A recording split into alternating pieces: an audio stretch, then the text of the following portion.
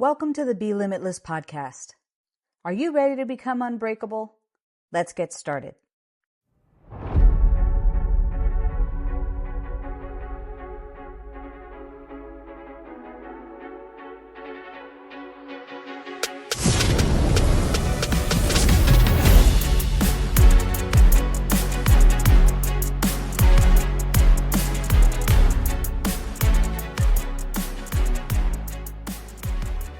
Hey everybody, welcome. Oh God, I look crazy, huh?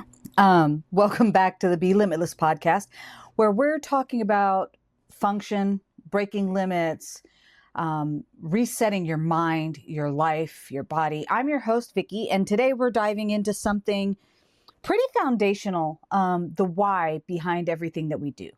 Having a clearly defined why allows you to go from just being motivated to do something to sticking with it, staying disciplined, and finding the rationale behind it, right? So today we're going to talk about a couple of quick tips in this short video on how to become mentally tougher, mentally stronger, just by having a clearly defined why.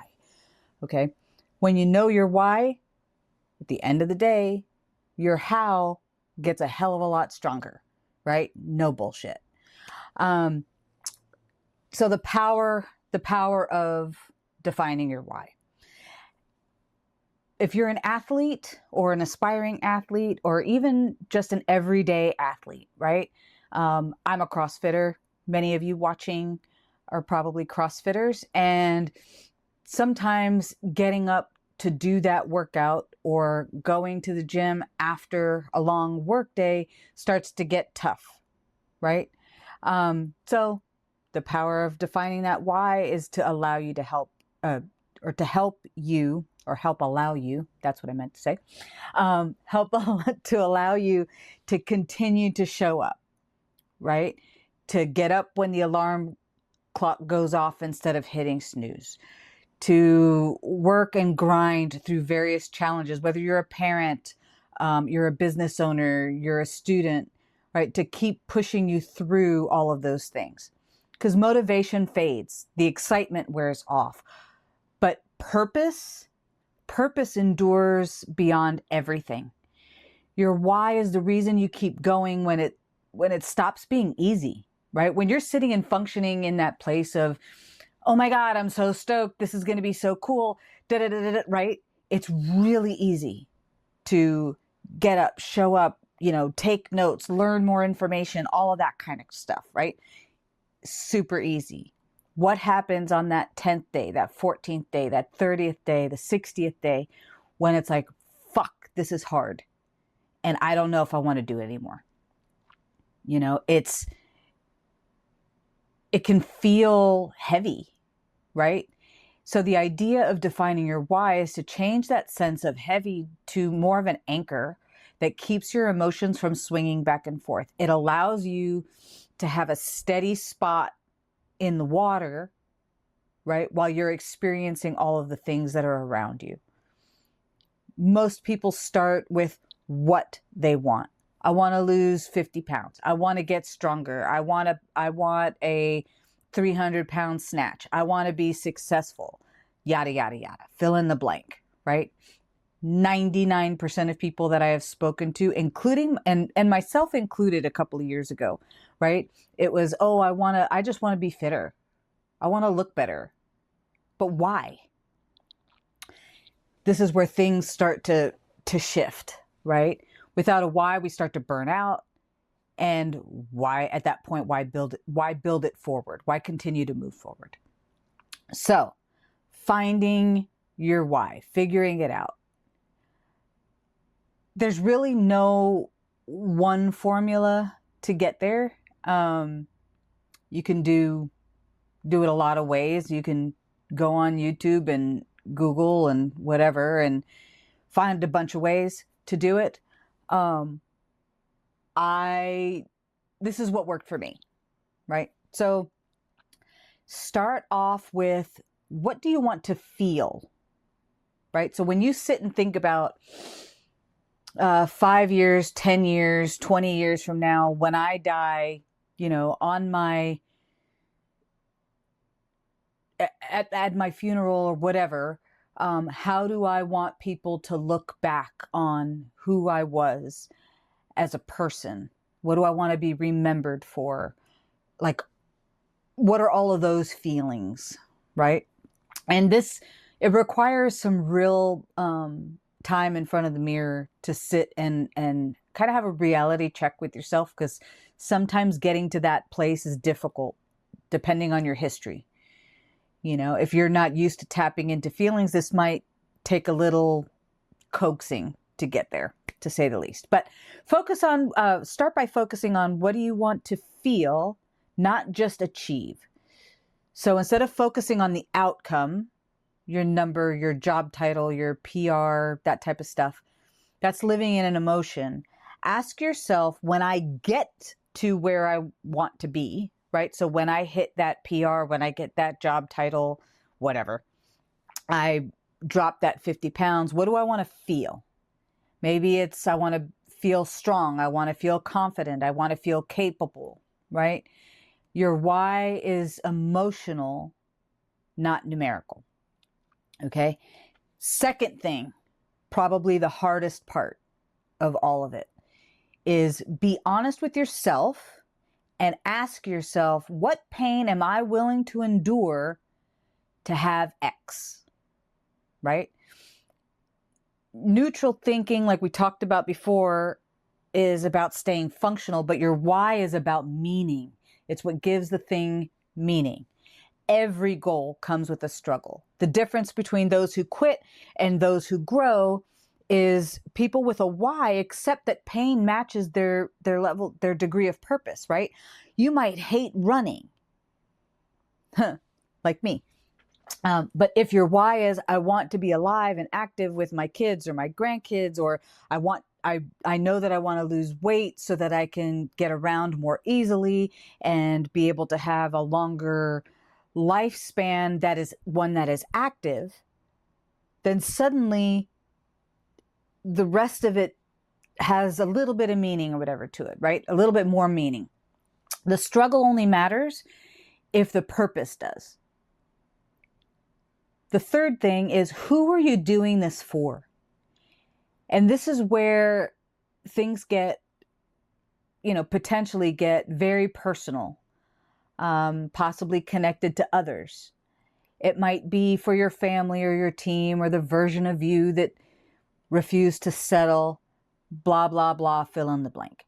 The point here is creating ownership, because at the end of the day, you choose the why that drives you, right? So whatever that motivation is that continues to allow things to propel forward is kind of what we're trying to get to, right? If your why doesn't move you emotionally, it's definitely not going to move you consistently. And at the end of the day, consistency is what makes the difference, right? Keep showing up every day, whether it's this much or this much that you manage to get done, it's still progress forward. But the only way you're going to get there in doing that is if that why is foundationally substantial enough and has residual meaning, and you've clearly defined it for yourself. Years ago, for me, right? A few years ago, I was 60 pounds overweight. Drove me crazy. I whined, cried, moaned, got frustrated, had every excuse on the planet, bought every diet, did all of the things, that the average American does these days. Well, anywhere, I guess. But anyway, so I had no why. I just wanted to lose weight. I hated how I felt, right? I hated myself. And then that did this. And there was this whole spiral. But I had no clear why. There was no trigger, right, to keep me motivated for more than maybe a month or two, right? And then I would fall back into the same habit. There was no why to make me choose the better option. There was no why for me to continue to show up and go to the gym. And trust me, if there was a diet out there, I tried it. I had tried various personal trainers. I learned a bunch of stuff on my own. I read all kinds of books. I watched videos. I did all of that crap. And it was bullshit. Because for me, until I said, I want to show my kids, I want to show other people who are over the age of 40, I'm 51, that it is not too late to do something. It is not too late to sit there and go, you know what? This is crap and it pisses me off and I'm changing this today, right? Not, oh, I wish I would have. Oh, it's too late for, I'll never get there now, right? Sometimes the time frames that we put on things is unrealistic. Okay. Sometimes the goal itself is wrong, but that's what we're going to talk about next week. But just keep in mind that things don't always have to look the way that you expected them to. And if you continue with a strong why underneath as your undercurrent, right, for moving forward, eventually you're going to get there. And I guarantee you, whatever the there is that you arrive at will be better than not doing anything at all and sitting and living with that regret. So ask yourself, do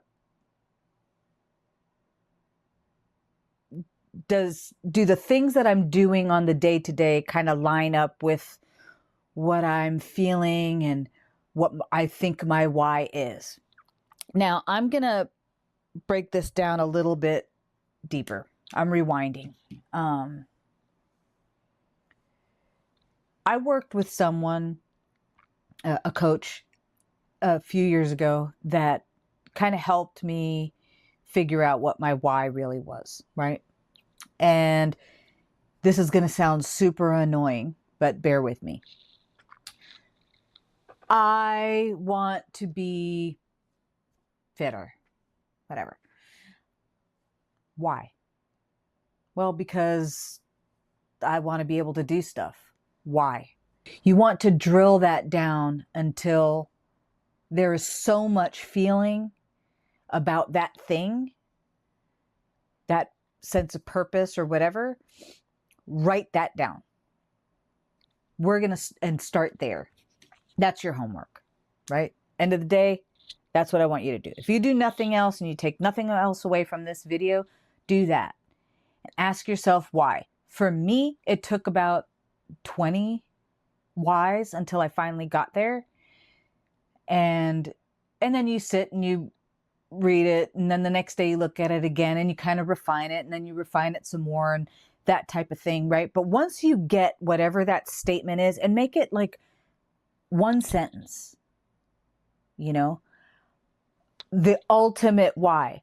My why had nothing to do really with becoming fitter or thinner or anything like that. My why was I want to inspire people and help people to change their lives and break these self-limitations that they put on themselves and that type of thing, right? That's my why. This is just getting fitter, getting stronger, being healthier, that type of stuff allows me to A, be able to do those things for longer, right? And I forgot what the B is because I'm having a brain fart. This is the problem with kind of going off script here. But you get what I'm saying, right? It's what allows it's your map. It's your GPS, you know, and you may have a detour here and there because there might be an accident, things go off the rails, whatever. But at the end of the day, it sets your course. That's the verbiage I was looking for because I can think. So, for example, your goal might be to become fitter or run a marathon or whatever, right? But why? Well, because, you know, it sounds cool and my sister is doing one or whatever, and I want to beat my sister. But why? Well, because, you know, we've always had an ego battle and we're really competitive and I've never done one before and she thinks I'm not a runner. And so here's that chip, right? That voice. I call him Starvin' Marvin because he's always hungry to like chew at your energy or your vibe, you know, how you feel about yourself. It's that negative voice. That's my guy's name. You should name yours. But anyway, so that's that conversation, right? The chip on the shoulder. It's like, ah. But why? Why is any of that important? Maybe it's because I want to just fucking prove that I can do something that's really friggin' hard for me, because I'm not the best runner, no matter how, like, I've worked on it for 3 years and I'm still not a great runner. And I know that everybody says that, I probably can't do it, but I want to prove to myself that I can do something hard. I would argue that even that has a deeper why, depending on who you are, But at the end of the day, the bigger point is that that's what's going to allow you to train when it's raining, when it's cold out, when it's hot out, when you have to go on the treadmill instead of going outside, when you have to take this path because they're doing construction and that path has a hill and that really sucks, or whatever, right? I want to build muscle. Why? Well, because I'm fat and I'm like out of shape and whatever. But why? Why? And maybe the glandular level is feel capable again. But even more granular is because when I'm 80, I want to be able to pick up my great grandbabies, or I want to be able to carry my groceries in, or, I want to be able to, push my best friend's wheelchair. I don't know, whatever, right? Doesn't really make a difference. I want to be self-sufficient. And at the end of the day, those are the things that are going to allow you to stick to your plan, even when you're tired, when you don't want to show up, when you don't want to get out of bed, when the weather starts to change and it starts to get cold and your bed feels really warm and the alarm goes off at 5 a.m. or 4:30. What beyond just the habit of doing it is going to keep you showing up, especially or more particularly when you're trying to set something new, right? Certain habits we already have kind of instilled or whatever in us, and we will do a habits conversation in the next few weeks. But certain things are easy, right? We've kind of always done them. We don't even know why we do them. We just kind of always do. I don't consider myself a morning person. However, I've always woken up early. I just don't particularly feel functional early. Totally different conversation. Anyway, so when you first get your why, and even with a strong why, sometimes you're going to forget. You'll feel unmotivated. You'll feel disconnected from it. And all of that is normal. There was a point in time where I would take a Sharpie and I would write it on my arm. I work from home. And so sitting on the computer and stuff, whatever, I'd have to sit and look at it. I know, very childish thing to do.